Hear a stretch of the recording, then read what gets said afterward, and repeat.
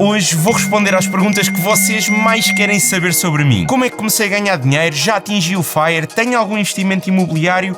E muitas outras. A minha equipa selecionou as 12 perguntas que mais me foram feitas aqui no canal e no Instagram, começando com: como é que comecei a ganhar dinheiro? Então, eu comecei a ganhar dinheiro quando tinha 16 anos, porque claro, não estou a pôr aqui aqueles deals que fazia com a minha mãe, tipo, eu limpo-te a cozinha e tu dás-me 20 euros. Estou a falar sim de prestar um serviço a clientes e receber dinheiro em troca. Eu desde que me lembro que sempre fui um bocado obcecado com a minha independência. Eu nunca gostava muito de pedir coisas a ninguém. Para mim, o melhor caso era eu querer uma coisa, ter dinheiro para comprar. E então isso, desde muito jovem, me fez querer ter o meu dinheiro. No fundo, sempre associei o dinheiro à liberdade. Aliás, eu chegava a trabalhar porque queria comprar alguma coisa e depois, quando juntava dinheiro suficiente para comprar essa coisa, dizia não, afinal não vou comprar. Porquê?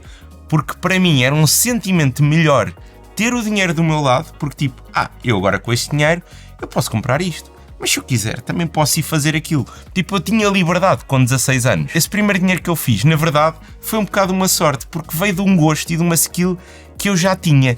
Desde muito jovem, eu sempre adorei matemática. A minha mãe conta a história que nós íamos para o Algarve e eu pedia-lhe durante a viagem para ela me fazer contas de multiplicar para eu responder. E mesmo à medida que eu fui crescendo, sempre foi uma coisa que eu tive muita curiosidade. Aliás, uma das primeiras coisas que eu descobri no YouTube era malta a ensinar matemática de um ano a seguir ao ano que eu já estava, ou 2 anos depois, coisas que eu nunca tinha ouvido e eu ficava bué de horas a ver esses vídeos. Então, com 16 anos, eu comecei a dar explicações de matemática. E o meu primeiro cliente, eu acho que foi um filho de alguém que trabalhava com a minha mãe.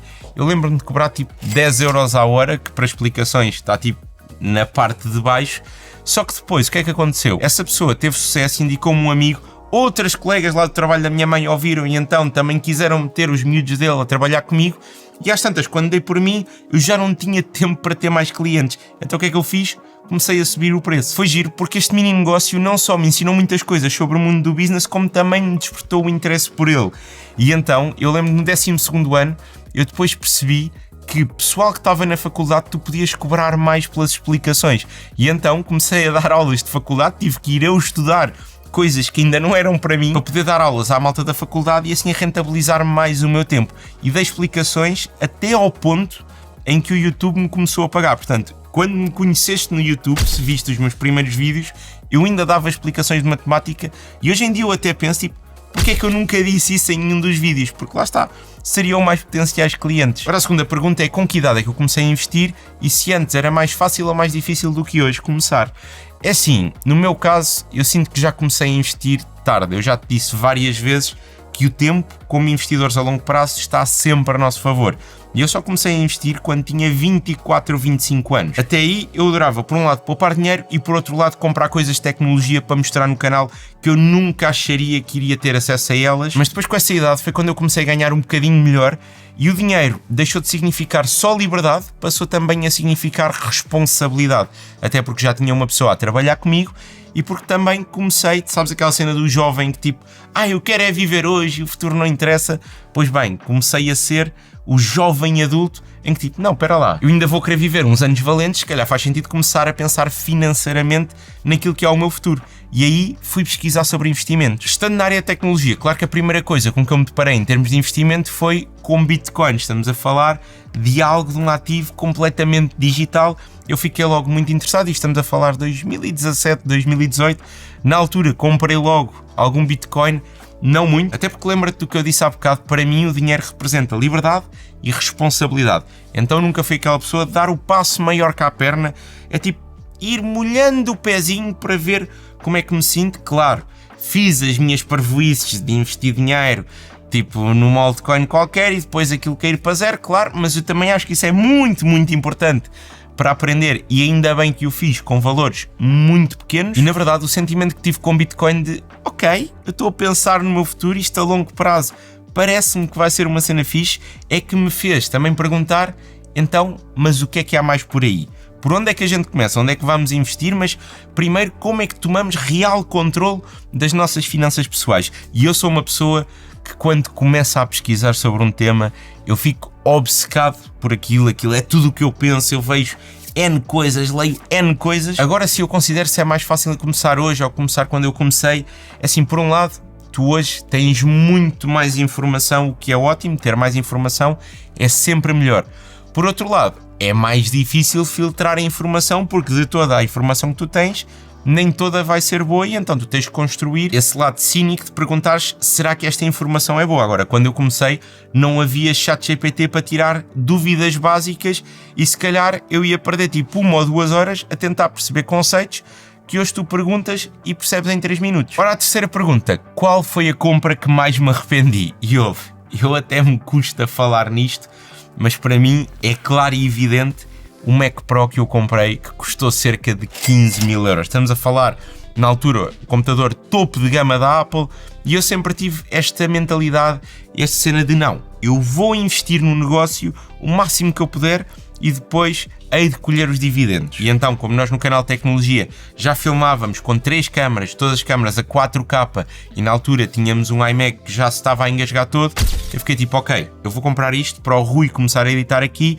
e conseguirmos editar as coisas de melhor forma, meter mais efeitos, mais plugins e sermos mais rápidos. Acontece que este é um dos últimos computadores que a Apple lança antes de depois lançar o Apple Silicon, que, como muita gente sabe, revolucionou tudo. Quer dizer, de repente depois o M1 Max já tinha melhor performance por 2 mil euros do que o computador que eu há um ano tinha gasto 15 mil. Pois é, e retorno de investimento? Bola! Pá, é uma peça de decoração bem bonita. Hoje em dia nós nem sequer usamos o computador, tipo, ok, uma das nossas pessoas aqui usa às vezes para tratar o áudio, porque é uma coisa que é tipo, eu preciso de pôr isto a fazer durante 1 hora e não me quero estar a alocar recursos do meu computador. Mas foi uma compra muito, muito cara e que eu planeava que se usasse durante 10 anos, que se usou durante 1 ano e tal, 2 anos, e o único retorno desse investimento que eu tive foi aprender que quando estás a fazer uma compra muito significativa, tu tens que pensar mais à frente, mas no nível de será que pode haver aqui uma revolução nos próximos tempos? E se a resposta for talvez, então optar por comprar uma coisa um bocadinho menos cara e esperar que essa revolução eventualmente aconteça, ou que o produto que tu queres comprar seja maturado, porque aquilo era o primeiro Mac Pro que a Apple fazia depois de estar tipo 7 ou 8 anos sem lançar nenhum. Mas pronto, esta foi daquelas que eu aprendi com o chicote. Aliás, isto foi em 2019-20 e até hoje coisas mais caras do que o Mac Pro na minha vida: o meu carro e as obras que eu fiz no outro estúdio. É assim a vida, amigos. Ora, a quarta pergunta é em relação a bancos portugueses ou com sede em Portugal, qual o melhor para se começar a investir? A questão do ser português ou ter escritórios em Portugal é uma coisa que eu consigo perfeitamente perceber. Pessoalmente não me faz assim grande diferença, mas sei que há pessoas a quem faz, e acho super válido, tipo, se acontecer alguma coisa, teres um sítio onde ir. Agora, relativamente à questão de investir em bancos, vou-te ser muito honesto, eu não sou o maior fã, por uma razão muito simples. Imagina que tu queres comprar um PC para jogares, uma torre.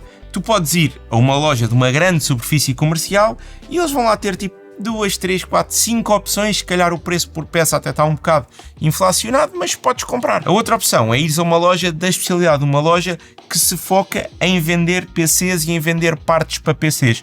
E tu aqui vais ter melhores preços, vais ter muito mais opções e vai acabar por ser uma experiência muito melhor. E os bancos é um bocadinho isto, eles são espetaculares para teres lá o teu dinheiro, para te emprestar em dinheiro para alguma coisa que tu precises. Isto é o negócio principal deles. No que toca a investimentos, para já tem uma quantidade de produtos limitada quando comparas com uma corretora.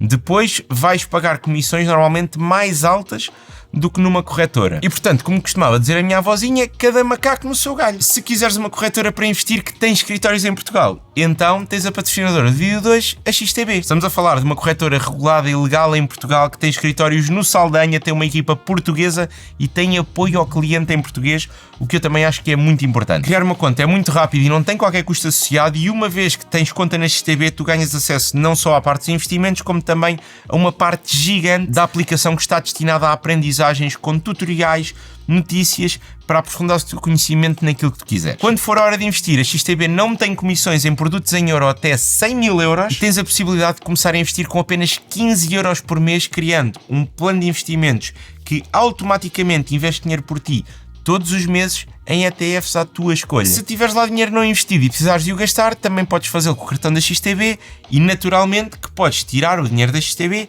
sempre que quiseres. Portanto, se tiveres interesse, tens o link na descrição. Ora, a quinta pergunta é: sendo um empresário em nome individual e não tendo rendimentos constantes, qual o melhor método para investir.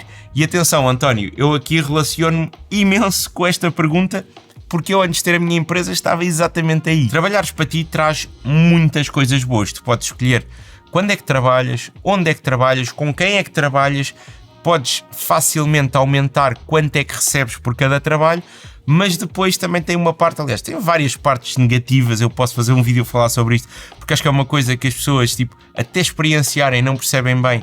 Que trabalhares por conta própria, pá, tu às vezes dás por ti a desejar trabalhar por conta de outra. Nenhum dos cenários é perfeito, mas tem efetivamente este senão muito grande de normalmente o rendimento não ser constante. Mesmo eu não tenho um rendimento constante. Eu tenho uma base que é constante para os contratos anuais que eu fechei e que me pagam X por mês, mas depois há um mês, ou seja, temos aqui a base, normalmente ganha-se um bocadinho acima da base, depois há meses em que podes ganhar muito acima da base e outros meses que podes voltar à base. Então, quando não tens uma previsão mensal de rendimentos fixa, fica muito difícil dizeres eu vou investir X euros por mês, porque pode haver um mês em que não recebes o suficiente para poder investir isso. Como é que eu pessoalmente dei a volta à questão? É uma coisa que eu faço hoje na empresa com o investimento da empresa, não em ETFs ou em nada disso, mas o dinheiro que eu uso da minha empresa para reinvestir nela própria.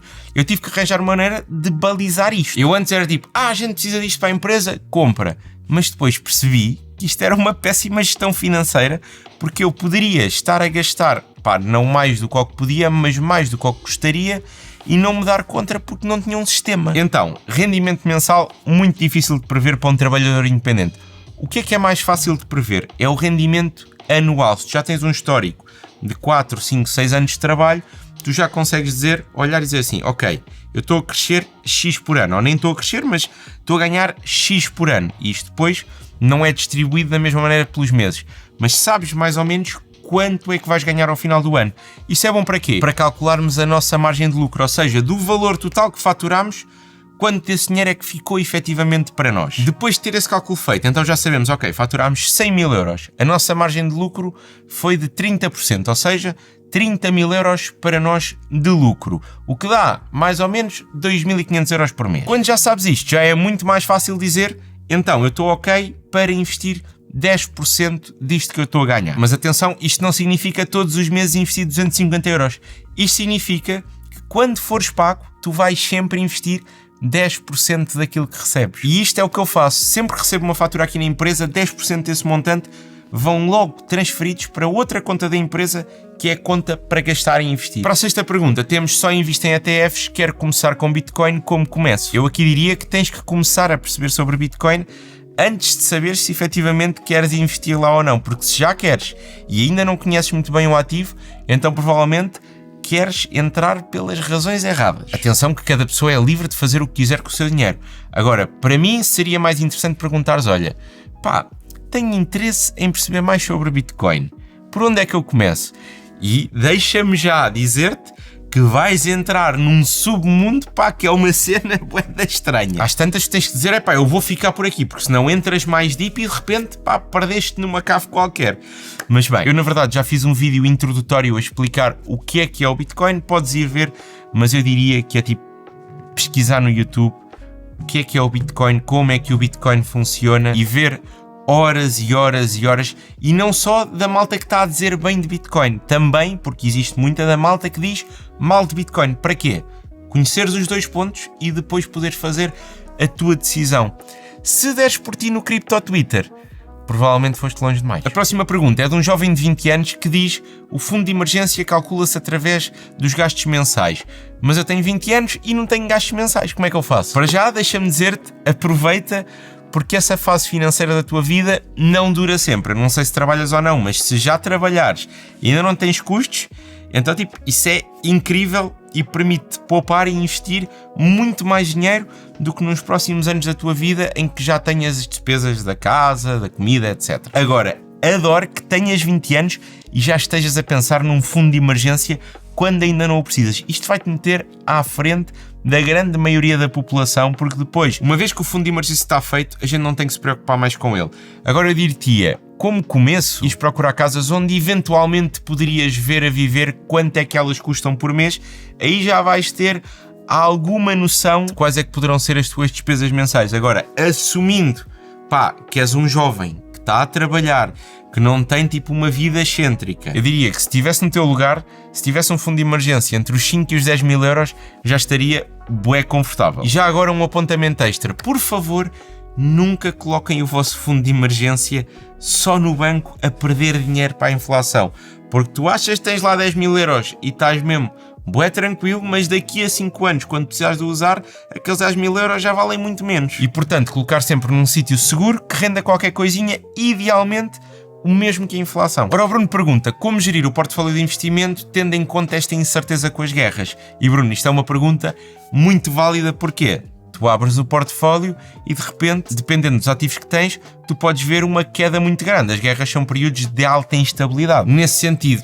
infelizmente, deixa-me dizer-te que não é a primeira guerra pela qual passamos. Aliás, ainda estamos com a guerra de há uns anos da Ucrânia contra a Rússia. Parece que nós, como seres humanos, não nos conseguimos comportar e então há sempre uma guerra em qualquer parte do mundo por uma questão de interesses de pessoas que estão sentadinhos na mansão deles e mandam outras pessoas para a guerra, mas pronto, isso é outro assunto. Quanto à instabilidade financeira, repara que se nós passarmos por outra crise, também infelizmente não é a primeira crise pela qual vamos passar, já houve a crise de 2008. E o que é que eu quero dizer com isto? Historicamente, estes acontecimentos vão-se repetindo e nós já temos informação do que é que aconteceu antes e quais é que foram os resultados. Isto não quer dizer que desta vez os resultados sejam exatamente iguais, mas sabemos que a história vai rimando com ela própria. E então, quando nós estamos a estudar para saber onde é que vamos investir e como é que vamos construir o nosso portfólio, temos tudo isso em conta. E essas informações históricas não mudaram. O que mudou foi o nosso sentimento relativamente à incerteza que vivemos neste momento. Eu, pessoalmente, uma vez por ano, sento-me e revejo todos os meus investimentos, olho para eles e pergunto-me: isto ainda faz sentido? Isto não faz sentido? Mas durante o ano, não há outra forma de dizer isto, confio na pesquisa que fiz antes e tento meter os sentimentos de parte, porque sei que a pesquisa que fiz foi racional e prefiro agir no racional do que no sentimental. Agora, depois no final do ano, imagina, grande empresa, bué disruptiva, que criou uma fonte de energia super barata que já está a ser usada. Até imagina que eu tinha petróleo, não tenho. Eu diria, ok, então se calhar vou realocar uma parte do meu investimento em petróleo para essa empresa. Ou então digo só, meto uma nota e digo, no final do próximo ano, ver o que é que aconteceu com estas empresas e avaliar isso, porque essa é a beleza do investimento a longo prazo. Nós não temos que estar certos sobre o que é que vai subir ou descer por causa da guerra, nós só temos que estar certos, e é um só entre aspas, sobre o que é que vai acontecer daqui a 30, 40 anos, quais é que foram as indústrias que se desenvolveram mais. Outra pergunta meio relacionada com esta que a gente também viu é está toda a gente a recomendar SP500?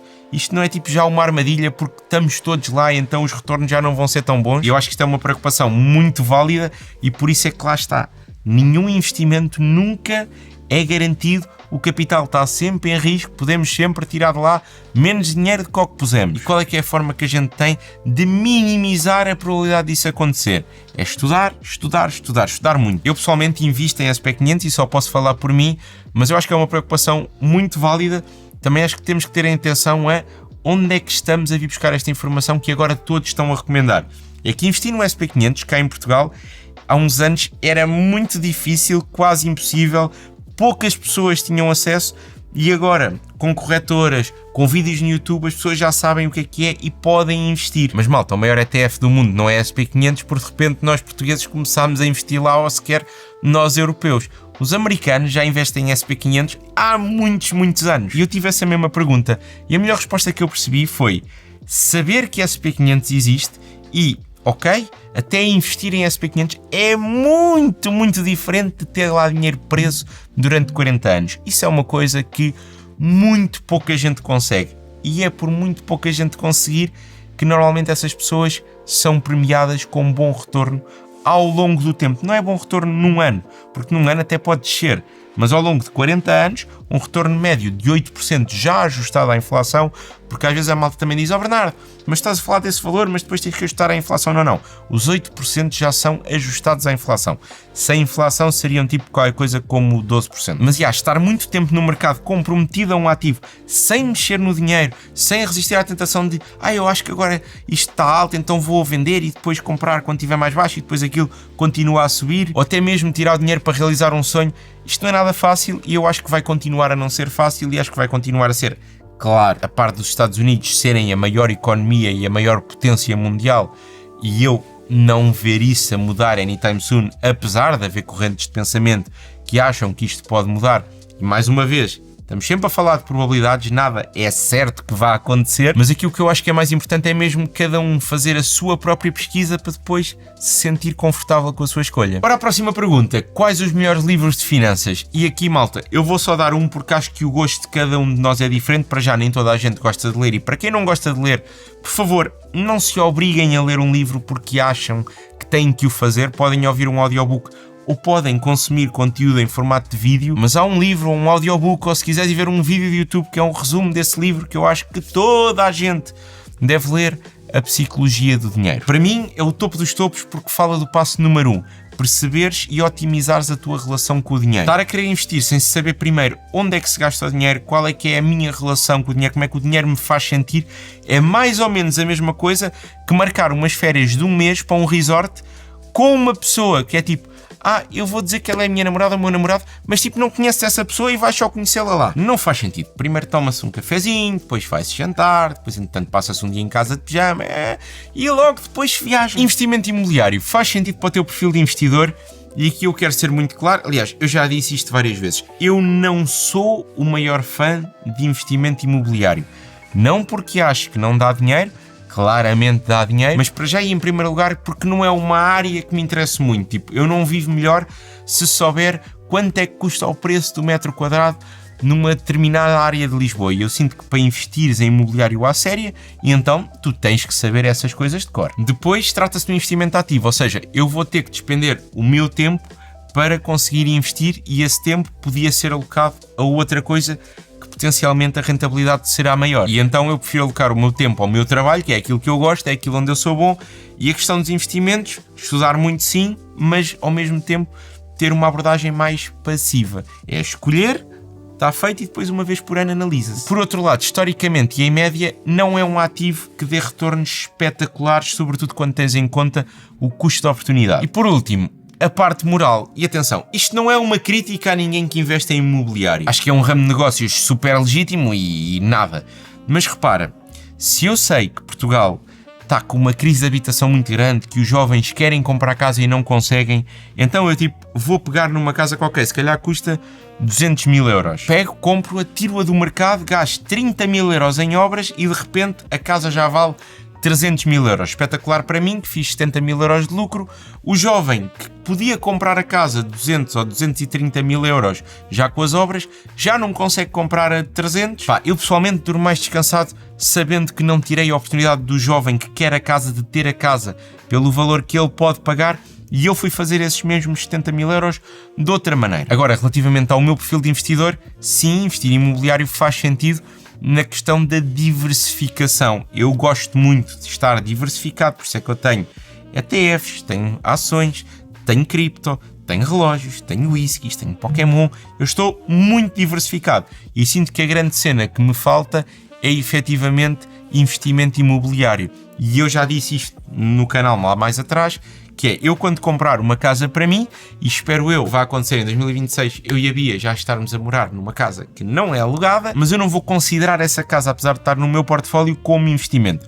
Eu vou considerar essa casa como, isto é a casa onde eu quero viver. Se um dia deixar de lá querer viver e quiser pôr a arrendar, ok, então aí já é investimento. Mas para entrar no investimento imobiliário, a forma como eu me vejo a fazer é efetivamente a comprar uma casa e a alugá-la a um preço justo. Acho que o mercado de arrendamento tem que existir. Há pessoas que não querem comprar casa, só querem alugar. É o meu caso até este ano. E então poder oferecer esse serviço a alguém que o queira, acho que faz sentido. Como achas que devemos incentivar adolescentes que ainda não recebem a não ficarem deslumbrados com compras e incentivar antes a poupar e investir? Isto acho que é uma pergunta super importante. Acho que é uma pergunta que a malta que está no governo não está muito interessado em responder. E porquê é que eu digo isto? Hoje em dia, se um adolescente quiser aprender sobre finanças pessoais, sobre gestão de dinheiro, sobre onde é que eu vou começar a investir quando começar a ganhar dinheiro, vai ter que vir ao YouTube. Custava assim muito meter uma aula de finanças pessoais. Eu sei que ia ser bué chato, porque depois ia haver partidos políticos que iam desaparecer, porque têm políticas económicas que são uma piada. Eu sei que depois os próprios candidatos iam ter que se preparar economicamente muito melhor do que o fazem para o debate. Aliás, há candidatos que nem sequer percebem de economia e eu acho que para gerires um país é como estares a gerir uma empresa. Tens que perceber de economia, mas acho que seria por aí. Como está o nosso país? O que eu diria é que, como pai, eu desde jovem que vou querer pôr essas noções ao meu filho ou à minha filha. Desde jovem que o vou querer pôr a consumir conteúdos, claro, curados por mim, sobre finanças pessoais, sobre investimentos, etc. Começar ali a despertar o bichinho. Mas também tendo a noção que é importante as pessoas falharem, é importante errarem, porque é com o erro que se aprende. E então, um jovem, quando de repente vê-se, olha bem, eu tenho 1000 euros e depois gasto os 1000 euros de uma vez numa noite na discoteca. Eu te garanto que isso depois vai ser uma aprendizagem, porque mais tarde ele vai querer dizer assim, se ainda tivesse estes 1000 euros, agora podia comprar uma coisa que era mesmo importante para mim. O erro sempre foi uma das melhores maneiras de aprender e conjugar isso com literacia financeira é perfeito. Para a próxima pergunta é o que é que eu acho do conceito FIRE e se está nos meus planos ou objetivos. E para quem não sabe, FIRE significa Financial Independence Retire Early, ou seja, ter dinheiro suficiente para não precisar de trabalhar mais um dia na vida. Relativamente ao conceito, eu acho que é bué respeitável, aliás, acho que é o sonho de qualquer pessoa, porque significa teres liberdade de escolheres não trabalhar. Claro que também há pessoas que levam isto muito à letra porque dizem, eu odeio trabalhar, se eu pudesse não trabalhava nem um dia da minha vida, fazia só o que eu gostava de fazer. E nesse conceito tão literal, eu pessoalmente já não me revejo, porque tenho a sorte de fazer aquilo que eu gosto. Então, se eu tivesse dinheiro suficiente para manter o meu estilo de vida e nunca mais trabalhar um dia na vida, eu quase de certeza absoluta que iria continuar a trabalhar exatamente como faço hoje, por uma razão. Tipo, o que é que eu ia fazer? Ok, se calhar 2 semanas de férias, 3 semanas de férias, ser bem engraçado, de ir viajar e fazer aquilo que eu queria, não estar preocupado. Mas, este trabalho que eu tenho e que eu adoro é um dos pilares da minha vida, é uma das coisas que me define como Bernardo. E então, seria a mesma coisa que estar a pensar em perder a minha família, em perder os meus amigos, tipo, não, são tudo pilares estruturais da minha vida que eu não me vejo a viver sem eles. Agora, se gostava de não ter que me preocupar nem com as minhas finanças, nem com as finanças da empresa e dizer assim, eu este ano não vou fazer nenhum vídeo patrocinado e não tem problema, porque eu tenho dinheiro suficiente para suportar os custos da empresa sozinho, para pagar aqui a toda a gente, sem ter que aceitar nenhum patrocínio. Gostava, porque se calhar tinha mais à vontade para, se quisesse estar 3 meses a trabalhar num vídeo, podia, que é uma coisa que eu neste momento não posso. Lá está, na minha opinião, o FIRE, o que te compra é a liberdade. Agora, para responder à pergunta, não me vejo nunca a deixar de trabalhar. Se já atingi o FIRE na situação de fazeres uma conta que está disponível na internet, e isto também responde à pergunta se é realista ou não, é assim, é um número alto, mas que não é assim tão alto como possas pensar, tipo, só o Elon Musk, o Bill Gates e o Jeff Bezos é que lá chegam. Não, é um número muito, muito mais abaixo que isso. E claro, o número depende de pessoa para pessoa, consoante o seu estilo de vida. Eu, na verdade, já podia deixar de trabalhar se quisesse manter um estilo de vida muito modesto, mas como te disse, para a frente é que é o caminho. Acho que ainda há muitos objetivos, muita segurança para ser conquistada e, portanto, pessoalmente, não é uma coisa que eu penso.